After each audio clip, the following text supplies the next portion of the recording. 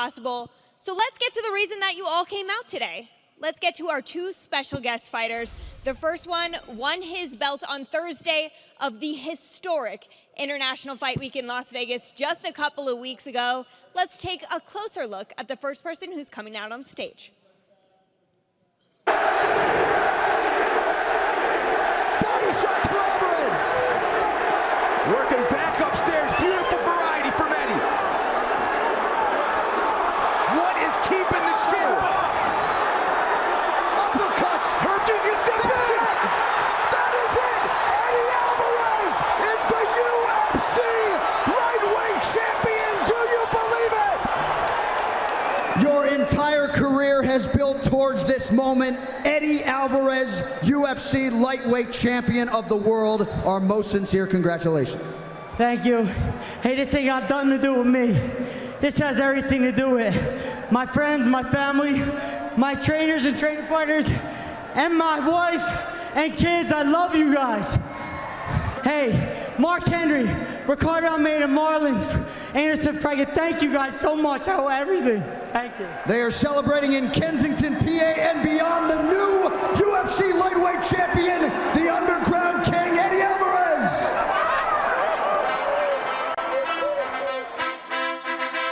All right, let's bring him out. Your UFC lightweight champion, hailing out of Philadelphia, Eddie Alvarez. That was amazing. That highlight gave me goosebumps. How you feeling, Eddie? Oh, thank you guys for having me. Feeling great. How's Atlanta treating you? I love it here. A little hot, but it's okay. But very cold backstage, so we've got it evened out. All right, and guys, this is amazing. We've got two champions who are going to do this Q&A for you today. So let's take a look at the second fighter who's coming out. She topped off UFC 200. She was the final fight of International Fight Week, and she did so in fantastic fashion. Let's take a closer look at Amanda. Cheats a hammer fist, though. Big shots by the Lioness. Huge first round for the Brazilian. She's got her back. She's got one hook in. Trying to finish choke. shot. She's got the choke. It is all over! Amanda Nunes is the first female Brazilian UFC champion! Wow. I am here with the winner and new champion, Amanda Nunes. Amanda, that was a flawless performance. You showed beautiful striking. You finished her off in the first round. Give us your thoughts on the fight. Misha's tough opponent. Everybody know that. I respect Misha a lot. And I'm the new champion. How does that feel? Oh my God. 10 years in my life, working hard for this moment in my life. And now, I feel amazing. Amanda Nunes, ladies and gentlemen. All right, let's bring her out. Your women's bantamweight champion, Amanda Nunes.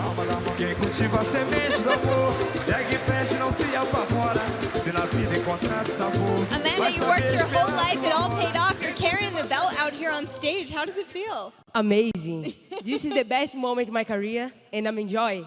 Yeah, and now you don't have to carry those belts this whole time because those are actually really heavy. Yeah. Chris, I see you over there. He's going to relieve them of those very heavy, amazing things. And I'm going to try and steal it before they notice. Anyway, all right, let's get to our questions because that's the reason you guys are here. I saw you lined up for a long time. We're going to start over here on this side, wearing your shades inside. I like it already.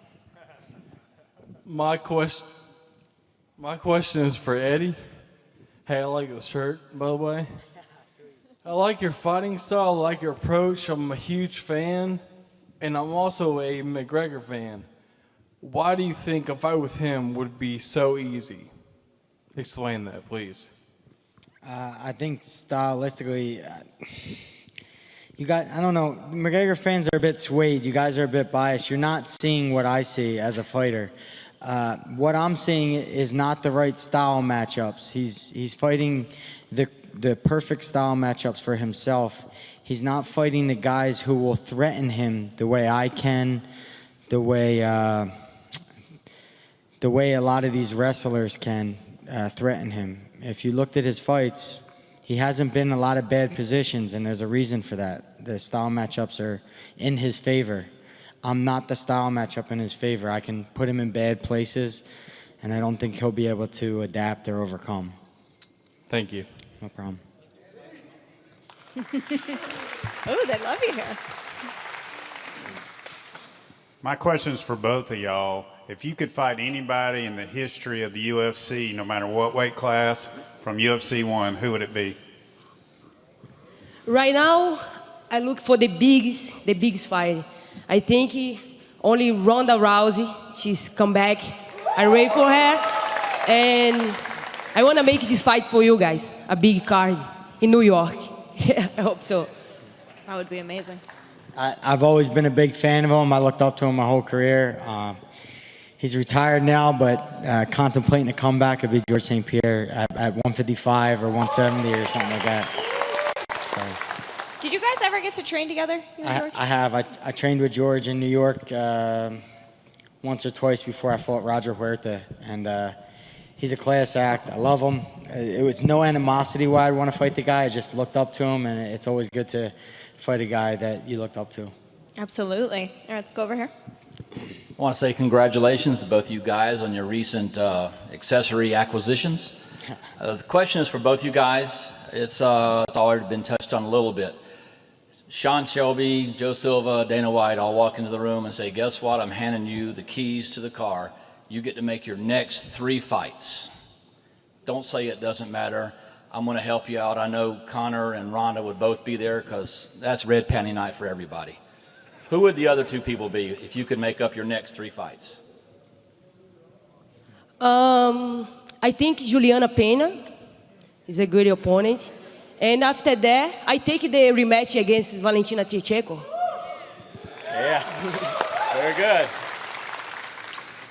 I'm not allowed to no Conor, right? I got to go besides No, Conor him? 2 more. You got Conor 2 more. We know that's red panty night. Oh, okay. Maybe I'll do it for free so you guys don't think I'm doing it for the money, huh? We'll say Nate Diaz and like I said, George St. Pierre. Either one of them 3. George is contemplating coming back at 155, so would like to do something like that. All right. Thank you very much. Look forward to see you guys again. Yeah. Thank you. Questions for Eddie. In what way has your life changed the most since you've won the belt? Everybody gives me free shit now.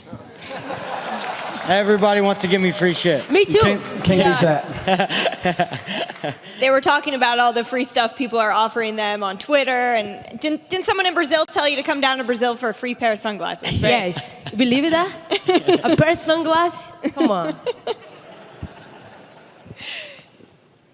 So, great minds think alike. He took my question, so I'll change up and I'll ask this question. What does it mean to both of you to be the champ? You know, I think it's the big thing. I think all the fighters want to be the champion. And, you know, we work hard, we train every day to get here. And we made it. This is the best moment, and we enjoy now. Yeah, I think just setting goals and achieving them is important along the way. I feel like when you finally reach the goal and get the title, it only took about 2 days before I woke up and I said, okay, what's next? So I think the belt is just a byproduct of, you know, working hard, and it's just a part of the journey. It's not the end of it, and it's not like the end of all means. So for me, it's about growth, continuing to grow, and the belt, the defenses, the money, everything else is going to come because of that. So it's just a good part of the journey. I'm going to enjoy it, but not too long. Thanks and congratulations. Thank you. Thank you. Hey, Eddie, how's it going? Hey, brother. So over the last few years, your coach, Mark Henry, has really put together one of the most well-respected teams in the game. My question is, who is it in your gym that we need to keep an eye out on? Who's the next up-and-comer out of your gym? From Ricardo Almeida's? Yeah. So, I don't know. Do you guys know Marlon Moraes? So, Oh, yeah. The World Series of Fighting champion, who I believe can come into the UFC and become the UFC 135-pound champion as well. Very super dangerous. If you guys don't know him, get to know him, YouTube him. He will come over here and do some big things. So, Marlon. Cool. Thanks, man. Yeah. You've got a great thing going in New Jersey with all those guys. Mark Henry, Ricardo Almeida. Yeah, it's pretty amazing. All right, my question's for Eddie. First of all, the knockout of RDA was amazing. Second of all, I was wondering, like, I've seen your awards with Michael Chandler. I was wondering what you think about Michael Chandler coming to the UFC and how he would be able to do.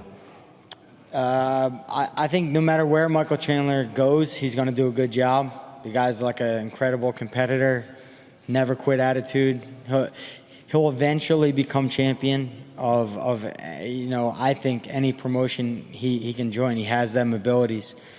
I'm just a little disappointed he had the opportunity to come here and do something great, and maybe we can put something on, but he stuck with Bellator for his reasons, and I think he'll do well. I have nothing but respect for that guy, so no matter what he does, I wish him luck. All right, appreciate it, man. Yeah.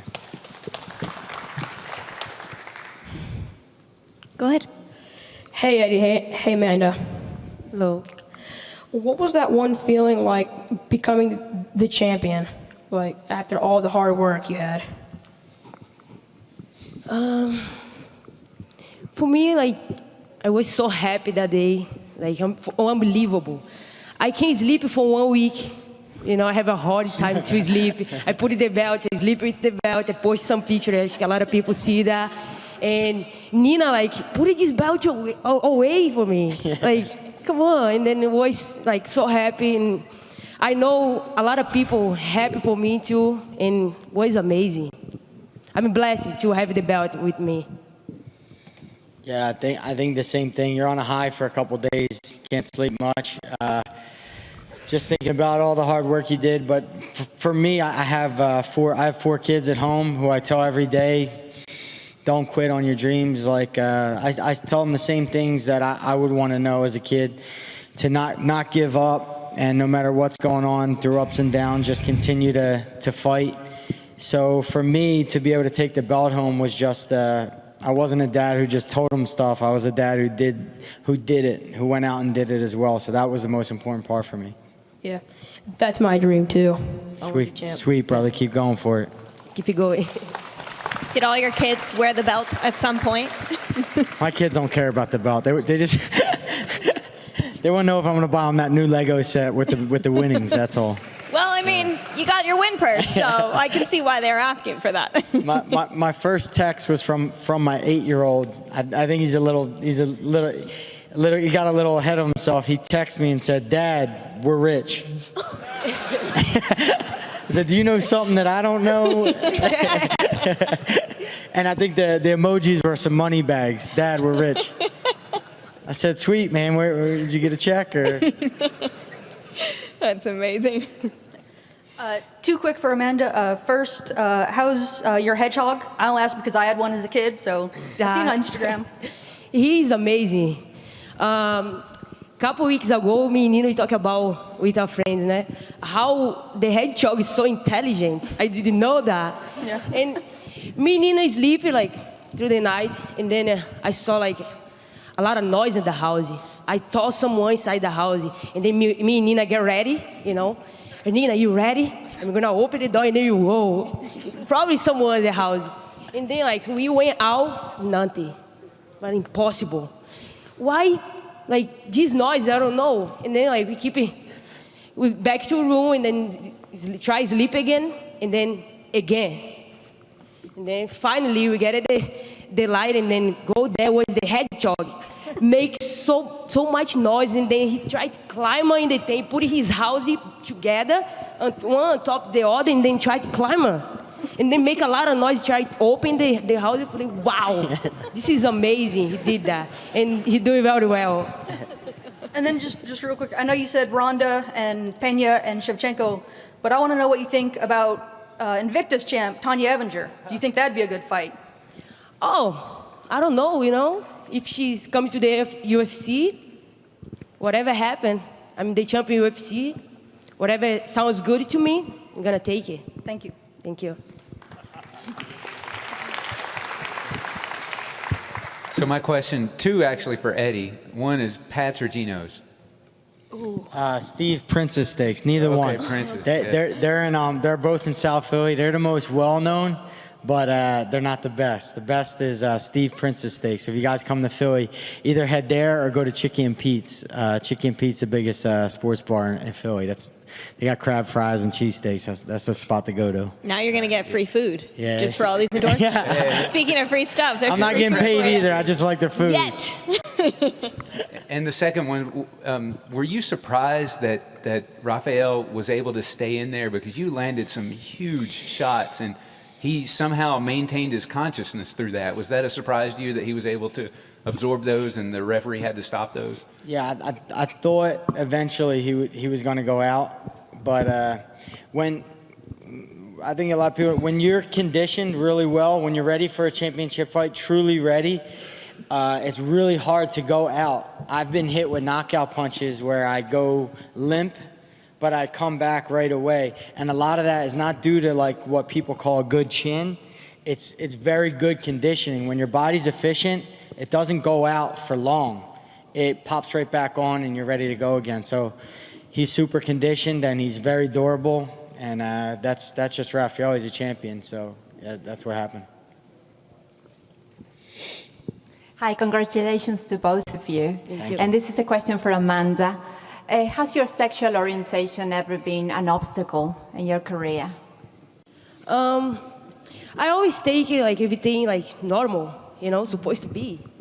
And I want to show everybody I'm happy, love is love. I think everybody have to respect it, and whatever I have to do to make this be normal, I'm going to do it. And the way I see, Okay. Thank you. Thank you.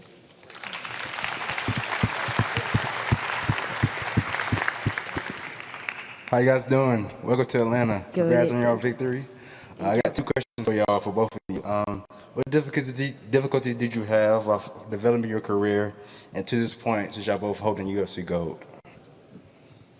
For me, was when I live in Brazil, I cannot have a sponsor, anything like that to help me go through. I have to leave my country to follow my dream here in America to make this happen. I think it pretty much was very hard for me not having any money to support my career. This was the question? Yeah, I mean, right? but Eddie, before you answer, I mean, how scary is it to move to an entirely different continent just to follow this dream you have? Yeah, I have a coach. He have a gym here already in New Jersey, Edson Carvalho. His brother have a gym in Brazil. And he asked me if I want to move to America to follow my dream here. I said, yes, I'm going to do it. And I saw, over here have the best shows. And women's was very big here too. And a lot of people supported women's MMA. And I decided to move it. And everything was very good. Now I'm the champion. I had my first son when I was 20, so I was having trouble just taking care of myself. So I think I had all my kids at a real young age, and I'm always being pulled in the direction of how much time I spend with my family versus how much time I spend on my career. So I always play this tug of war, and I feel guilty a lot of times because I'm spending too much time on one and the other. Whenever I spend too much time with my family, I feel guilty that I'm not putting enough time into my sport. And then whenever I spend too much time with my sport, I feel like I'm not spending enough time with my family. So that's always been and still the biggest struggle that I deal with. And as I get older, I'm getting a better grip on it. So that's probably my biggest. Okay, I got one more quick question for y'all. What was your inspiration into getting into MMA? What was your inspiration when you first? Is this a fight you saw, or what is it? With me, it was like blood thing. My uncle was a fighter. He fight Vale Tudo at the time. And my mommy in his corner. And my mommy always pushed me through, like, go to America, go be a fighter, go follow your dream. And my mommy was the main thing in my life. And my sister, everybody, like, helping me go through. Like, that's why I'm here today, because my family helped me a lot. The Teenage Mutant Ninja Turtles. I lie to you not, man. There's been a lot of things along the way, Rocky, Karate Kid and all, but number one is the Teenage Mutant Ninja Turtles. Which turtle is your favorite? Michelangelo, party dude. Thank you again. Congrats to y'all. Thank you. Over here. This question's for Amanda. Would you be willing to fight Chris Cyborg at a catch weight? No, I'm 135, and I'm gonna keep defending my belt in my division because I'm a little girl, you know. I have to follow my division. Okay, thank you. Thank you. Congratulations to the both of you on your belts. Thank you. Questions for both of you. What is the easiest thing about being living the UFC fighter lifestyle, and also the hardest?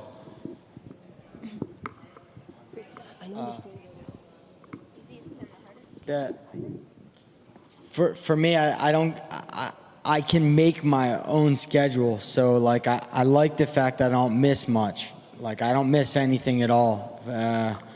And then the hardest thing is when I get deep into camp, sometimes that time is consumed with fighting. So it's kind of weird. I feel like I get to make my own schedule, and I can do the things I want as long as I do it correctly. But on the flip side, it's like 0 to 100. Sometimes I have to spend all my time. Kind of a difficult tug of war, like I said. I don't know. I think everything that I'm supposed to go through, I have to, go through. I think it's not have anything easy and bad. I think whatever I'm gonna do to follow my dream, I'm gonna do it. Well said. Perfect. I have a question for Eddie, and then I have a question for both of them.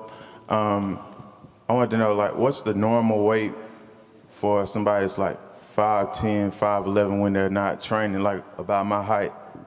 What's the normal weight? You asking me? Yeah. Yeah, go ahead.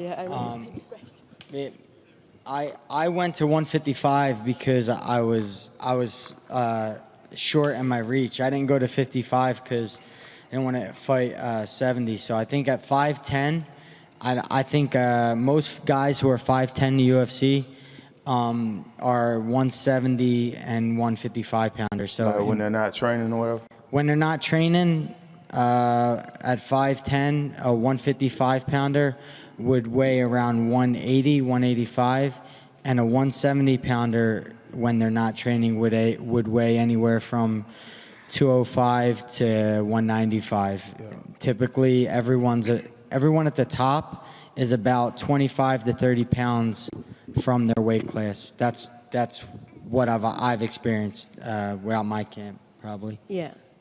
Okay, and my other question was, being that it's a lot of title holders that's American, is it like and also just from my experience with people, it's like a lot of people, I won't say everybody, but a lot of people, for whatever reason, have this, I don't want to say anti-American feeling, but like have the wrong perception of Americans. So like in the UFC, is it like a unspoken rivalry amongst people that's not American and like people from the U.S., like new fighters or whatever? That's for both of y'all, of course. I think you're right. I think other countries, when Amanda and when you look at Ireland and Brazil and these other countries, I think they have a better sense of pride. So like when she wins the belt, when she goes back home, I was just telling her she's probably not going to be able to get off the plane. They're going to go crazy. And in Ireland, when someone like Conor McGregor wins, the love he gets is incredible. But America's a little different, man. We have a different. I don't know what it is, but yeah, we don't get the same exact love from other Americans than the other groups. Well, no, I mean like people that's not from the U.S. Is it like they're gunning for Americans, being that a lot of Americans have titles or historically have been, some of the elite fighters? Is it like an unspoken rule to prove something against somebody that's American, or, you know what I'm saying? Oh, she may know that. Are you gunning for the Americans? Do I got to watch myself right now? No, I don't think so. I think most fighters are evolved enough and understand it's a sport. Nothing's taken personally, whether you're American, Brazilian, Japanese, whatever. It's really about competition, beating the guy that's in front of you, no matter what race, creed, whatever they are. Okay, thank you. Yeah. Thank you. My man, I love you back. Go ahead. Congratulations to you both. Thank you. I got a question for Eddie. If Conor McGregor agreed to fight you, but the weight would be at 170, would you do it? 100%. I started my career at 170. I wouldn't have to make the cut. So I'd actually appreciate that if he would make it at 170. I don't like going to 155. I do it Those because everyone else does. Just means we'll have a better training camp, more power, and be a little more enjoyable not to make the cut. So for 100%. Okay. 100%. Over here. Congratulations to both of you. Thank you. Amanda, I want to know how you met Nina. Okay. I used to train in Miami, in the MMA Masters gym, and then she showed up one day there, and then we started training together, go out all the time. She take me to eat all the time. She tricked me, and everything happened natural, and now she's here. She's sitting down right there, my girlfriend. Could you guys sign my shirt? Yes. Including Nina? Yes, Okay. sure. Thank you. Thank you. We'll just forget about those rules that I told you guys about. Over here. Yeah, Eddie, I got a question. You're talking about Conor McGregor, and I wasn't going to ask this question about the big fights and stuff. So are you sure you want to ask Oh, it? yeah, I definitely do. I understand why you want to fight Conor. You know, it's a big fight, big money. Never heard you mention fighting Khabib, 23-0.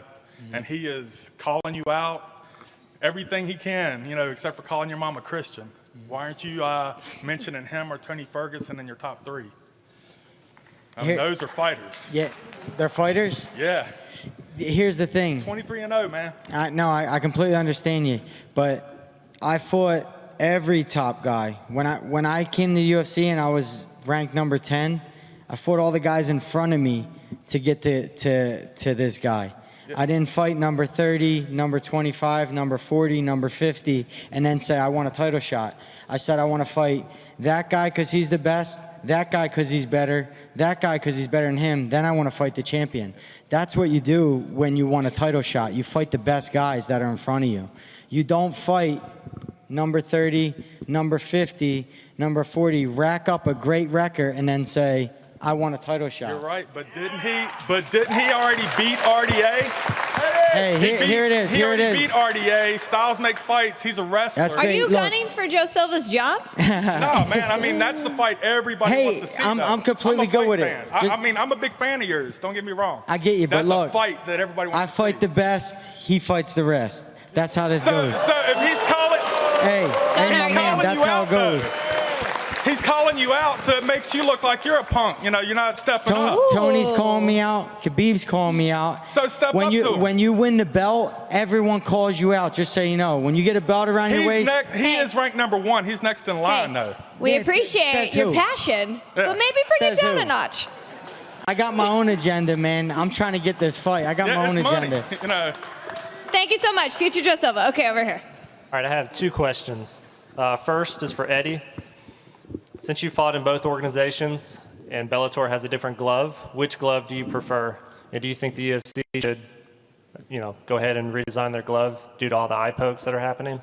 You can ban the gloves for all I give a shit. I don't rap much anyway. I never, I did this without gloves from the very beginning. So that's how I started. So the glove never mattered to me. It just simply protects my hand from breaking easily and then protects the other guy. But if you can get rid of it, I'll be all right with that too. So. Biz Big might disagree with you. Yeah. And the other question is for both of you.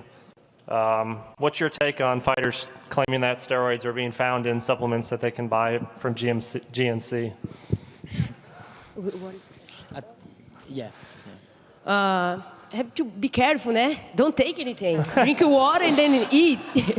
And, you know, the nutritionist too, like I have to worry about that, you know, to not let the fighters take whatever. And because my nutritionist I worry about. And she always, Amanda, send to me everything that you take. Don't take anything. You have to talk to me first. And it's nothing happen. I've never been a big supplement guy. I've been drug-free my whole life, so I'm a big advocate on these guys getting caught and getting harsh penalties. I'm totally with it. I think a lot of the guys who've been drug-free are going to start climbing and start winning championship belts, and the guys who haven't been doing the right thing, their careers are going to go downhill. So I'm all with what USADA's doing, and I'm happy they got involved and are as involved as they are. So. Thank you. Congratulations to both of y'all. Thank you. Hey, Eddie, big fan, man. So I have a question. Obviously, it's nice to get a first-round knockout, but it's not something that you really plan on going into the fight. So if the RDA fight had gone 5 rounds, what was your game plan? Was it to keep the fight standing? Was it to go to the ground? And then even further than that, would you say you prefer a stand-up fight? Obviously, you have a wrestling base. Or would you say you like fights that are more clinching, grappling style fights? I can't tell you how the fight would have went. You know what I mean? I always want a quick fight like that. I think people like that a little more. And whenever I am in them wars, I don't enjoy them. It's just something I happen to get in. What's the second part of your question? Would you prefer a stand-up fight, or would you prefer more of like a clinch grappling type fight? If the guy sucks at stand-up, I'd prefer a stand-up fight. If he sucks on the ground, then I'd prefer the ground. Yeah. I love it. We're just going to go to where he sucks, that's all. Let's go over here. Hey, congratulations, guys. Thank you. Just for Amanda, the Sarah McMahon fight, when I saw that, I said to myself, this is the future champion. And that was when Ronda was champion. And you mentioned her in your dream matchups. And the reason why I like it with you against her is because of your, not just your striking, which is what you're known for, but can you talk about your judo and your wrestling background and more of that? Because I think a lot of people don't realize how good you are at that as well. And that's why I would love to see that matchup with Ronda. Yeah, I've been training jiu-jitsu since I started. Jiu-jitsu and judo, like both together. And I know how to block very well the judo throws. I know how to use my hips very well. That's right. I know if Ronda Rousey is coming back, I'm going to keep the champion. I'm going to beat Ronda Rousey and then wait for the next. And I'm going to wait for her to prove everybody one more time I'm deserving to be here. And wait. Awesome. Congratulations. Thank you. My question is for Amanda. Who are you eyeing next for your next title shot? Ronda Rousey? Ronda Rousey? Yes. But we have a couple girls in the line right now. Okay. Juliana Peña, Valentina Shevchenko. And if Ronda Rousey don't coming back, I take Juliana Peña. It's no problem. Okay. And Nina, don't kick my butt, but Amanda, you're beautiful. just saying. Thank you. So I got one more question for Eddie. Eddie, don't listen to the haters, man. You're the best in the world right now. You're the man, and thank you for letting me sign my my glove and my shin pads, man. You're the man. I appreciate it, brother. Thank you. Thank you. Bye, Megan O'Leary. Thank you. Hello, congratulations to both you guys on winning the belts. So with Jose Aldo, Benson Henderson, and most recently Mark Hunt bringing a lot of attention to fighters unions, I was just wondering what your opinion is on those. Sorry. I think it's a great thing. Fighters want to unionize. You know, they can unionize. I don't really have an opinion myself. Personally, I think it's it's on an individual basis. Like maybe them guys feel like they didn't get the right deal or something above them, but I think it's up to fighters individually to look out for their best interest, to make sure they surround themselves with the right attorneys, the right people, to make the best deal for themselves. I don't care if there's a union or not a union. That's where I stand right now as a fighter. Okay. And next question, who do you both have winning, McGregor or Diaz? I think Diaz again. Diaz gonna beat his ass. I agree. I think it's gonna be the same exact way, same punch. For some reason in my head, I think it's gonna be the same punch, the same exact way. It's gonna happen. So, yeah, Diaz. Okay. Thank you, guys. Thank you. How you doing? Just want to say congratulations and welcome to Atlanta. Thank you. Eddie, I want to say, how does it feel, man, to be able to say that you have titles in the two biggest organizations? It's on the belts. Kind of, I don't treat them like I said. 2 days later, usually like what's next. So where I get really excited about the belt, 2 days later, I want to know what I'm going to do next to better what I did. So feels great. I don't want to get too complacent or think about what I've done. I just want to think about what I'm going to do next. So I was happy about it, and we're going to move on, and we're going to try to go after the next biggest fights that we got in front of us. And my second question is, like you said, everybody's calling you out. You got Will Brooks, who's kind of following in your footsteps. Yep. Who do you think he has to fight in order to get a fight with you? Whoever's in front of him. I'm old school, man. I think if you want to be the best and beat the best guys, if they can put us all in a tournament, that'd be the best way, but they're not going to do that here at the UFC. So if you're number 8, fight number 7, 6, 5, 4, 3, 2, 1 and say, I want the champion. Don't do it any other way, or else you can't really say, you beat the best guy. So that's what I think. Appreciate it. Yeah. Let's go to this side. Eddie, from the time you step off the scale through that night, how much do you weigh when you step in the cage, and what is your general routine like the night before for dinner and for hydration to not overdo it, but to get to where you want to be? I step in the cage usually about 173, no more. I don't like to be any higher than that. I feel like slow. But the general routine is right when I get off, I don't eat for about 3 hours. I just rehydrate. Just focus on rehydrating. Then I start letting foods enter. Most of the foods, I don't really do any fats and no meats. I just do like a lot of carbohydrates, a lot of root vegetables, beets, baked potatoes. The only thing that's really going to serve you is the carbohydrates, getting your glycogen levels back up and being super hydrated. So you go in the cage like a Maserati. Yeah, right. Awesome. And Amanda, my wife, really wanted to know what kind of shoes you have on. Oh, right? Nina. Yes. She taking me. I don't know where. Cole, What are they? did you say they were Cole Haan? Kenneth Cole. Kenneth Cole. I asked the same question. Thanks. Yes. Shoe game on point. Okay, we only have time for about 3 more questions. I'm so sorry, so let's go to this side. Hey, Eddie, thank you for coming to the UFC. And my biggest question is, what's the difference between Bellator and the UFC? Media. UFC, there's not even a close competitor when it comes to getting the word out and the media and letting people know about the big fights. That's the biggest thing that I seen was the media and the attention that's brought on the fighters and the fights. It's incredible. It's next level. Nobody does it like the UFC when it comes to PR and media. No one. Thank you. Thanks. Eddie, lightweight and heavyweight have the lowest defense records with 3 consecutive.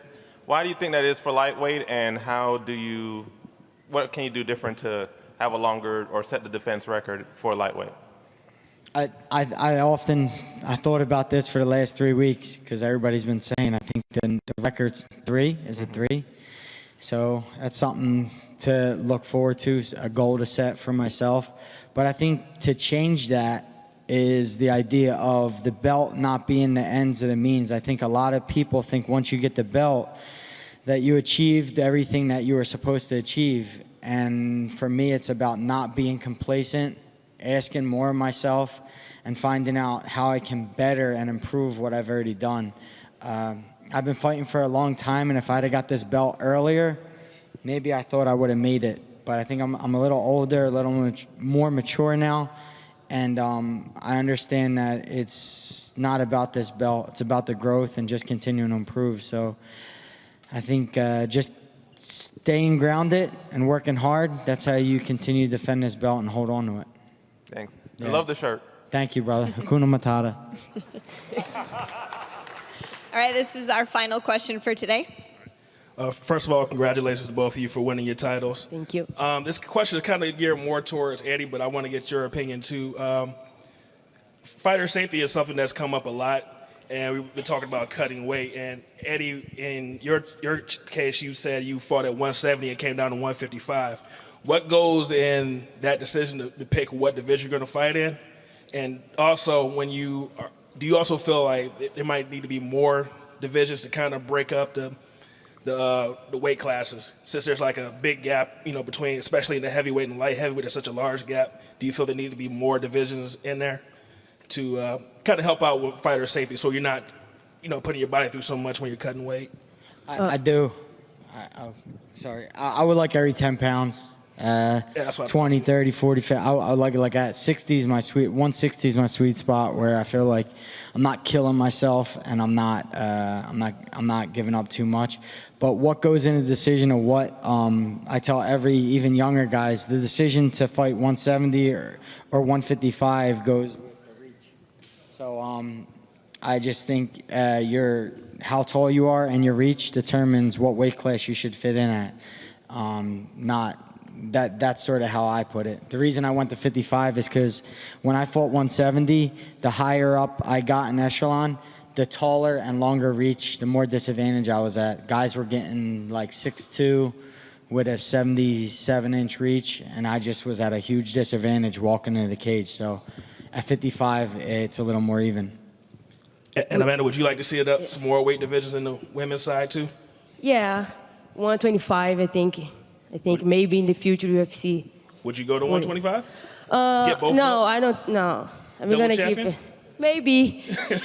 Actually, my weight cut's pretty easy. I don't know why. I keep eating clean the whole time, and my weight, exactly the week in the fight, my weight like dropped like crazy fast, and everything's easy for me. And maybe I go to 125. This is a good idea. I'm gonna think about that. Definitely, because he came out with it. Dana White, I want credit for that. Thank you. Cool. All right. Thank you so much, Atlanta. We appreciate all the questions. Thank you for coming out. Give it up for the champions one more time, Eddie Alvarez and Amanda Nunes. We always like to do things that are out of our comfort zone, and LA is no different. So we're going to go in to the famous Laugh Factory and do stand-up comedy. The way that this thing works is we go back to our hotel room and we have an hour to write our material, memorize it, and then come deliver. You have a good opening line. You know what you want to walk out? Not yet. Wow. Not yet? Hey, listen, help is here. Great to see you. What's going on? How many guys are going on? Us three. The three douchebags. Oh, just you three? Okay. This is bad. The Mount Rushmore of comedy. Yeah, exactly. It is nerve-wracking. It's like pacing like a panther waiting to go on. Yeah. No, it reminds me of fighting. It really does. This next comedian is a former UFC superstar. Please give it up for Din Thomas. Let him know. It felt like you're backstage at a fight, you know? Man, I just want to go on already.